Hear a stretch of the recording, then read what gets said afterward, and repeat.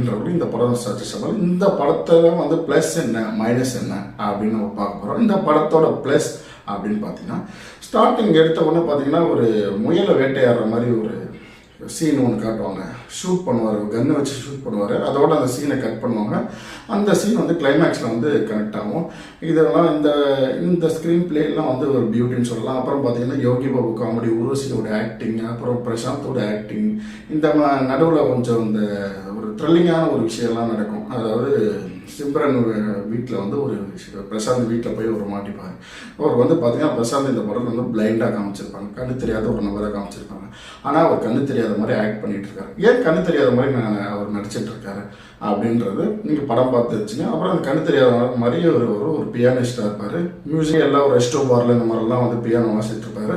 ஒரு ஆக்சிடெண்ட்டாக வந்து பிரியா அந்த மீட் பண்ணுறாங்க. இவங்க 2 பேருக்குள்ள வந்து ஒரு நல்ல ஒரு நெருங்கி பழக்கிறாங்க. அப்புறம் பார்த்தீங்கன்னா